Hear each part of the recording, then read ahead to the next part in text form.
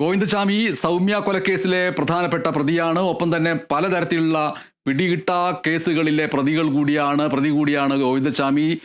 തമിഴ്നാട്ടിലടക്കം നടത്തിയിട്ടുള്ള പലതരത്തിലുള്ള കുറ്റകൃത്യങ്ങൾ ഇനിയും പുറത്തു വരാനുണ്ട്. മുംബൈയിൽ നടത്തിയിട്ടുള്ള കുറ്റകൃത്യങ്ങളുണ്ട്. ഇതിനുമേൽ എത്രയോ സ്ത്രീകളെ ഈ രീതിയിൽ പീഡിപ്പിച്ചിട്ടുണ്ടാവാം, അത് പുറത്തു വരാത്തതാവും എന്നുള്ള വാർത്തകൾ ഒരു ഭാഗത്തുനിന്ന് വരുന്നു. പക്ഷേ ഗോവിന്ദചാമിയെ പോലെയുള്ള പലരും നമ്മുടെ പൊതുസമൂഹത്തിൽ തുടരുന്നുണ്ട് എന്ന് തെളിയിക്കുന്ന വാർത്തകളാണ് ഇനിയും നമ്മുടെ മുന്നിൽ കാത്തു നിൽക്കുന്നത്. കൊല്ലം പത്തനാപുരത്ത് ക്ലിനിക്കിൽ കയറി വനിതാ ഡോക്ടറെ പീഡിപ്പിക്കാൻ ശ്രമിച്ച യുവാവ് പിടിയിലായിരിക്കുന്നു. പത്തനാപുരം കാരമ്മൂട് സ്വദേശി സൽദാൻ എന്ന ആളാണ് അറസ്റ്റിലായിരിക്കുന്നത്. വനിതാ ഡോക്ടറുടെ വായിലേക്ക് ആദ്യം തുണി തിരുകി, അങ്ങനെ നിലവിളിക്കാനോ ഉച്ചത്തിൽ കരയാനോ ബഹളം വയ്ക്കാനോ കഴിയാത്ത രീതിയിൽ വനിതാ ഡോക്ടറുടെ വായിലേക്ക് ആദ്യം തുണി തിരുകി കയറ്റി അതിനുശേഷമാണ് പീഡിപ്പിക്കാൻ ശ്രമിച്ചത്.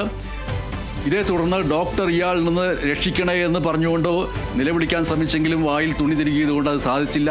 എങ്കിലും വനിതാ ഡോക്ടർ തൻ്റെ ശക്തിയെല്ലാം ഉപയോഗിച്ചുകൊണ്ട് ഓടി രക്ഷപ്പെടാൻ ശ്രമിച്ചു. എന്നിട്ട് തുണി വായിൽ നിന്ന് എടുത്തു മാറ്റി നാട്ടുകാരെ വിളിച്ചു കൂട്ടുകയായിരുന്നു. അപ്പോഴാണ് നാട്ടുകാർ ഈ സംഭവം പുറത്തറിഞ്ഞത്. കൊല്ലം പത്തനാപുരത്താണ് ഈ സംഭവം നടന്നിരിക്കുന്നത്. ഒരു ക്ലിനിക്കാണ്. ആ ക്ലിനിക്കിൻ്റെ അകത്തുണ്ടായിരുന്ന വനിതാ ഡോക്ടറെ പീഡിപ്പിക്കാനാണ് ഒരു യുവാവ് ശ്രമിച്ചിരിക്കുന്നത്. ആ യുവാവ് ഇപ്പോൾ പോലീസിൻ്റെ പിടിയിലായിരിക്കുന്നു. പത്തനാപുരം കാരമ്മൂട് സ്വദേശി സൽദാൻ ആണ് അറസ്റ്റിലായിരിക്കുന്നത്. സൽദാൻ എന്ന ഈ പ്രതിയുടെ പൂർണ്ണമായിട്ടുള്ള പേരുവിവരങ്ങളും മറ്റും അടുത്ത വാർത്താ ബുള്ളറ്റിനാകുമ്പോഴേക്കും നമ്മൾക്ക് ലഭ്യമാവും. ഇപ്പോൾ പിടിയിലായിരിക്കുന്ന വ്യക്തിയുടെ പേര് സൽദാൻ എന്നാണ്.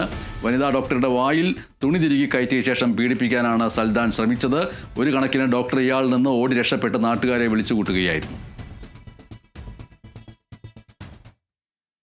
നേരത്തെ തൃണമൂൽ കോൺഗ്രസ് നേതാവും മുൻ MLA യുമായ പി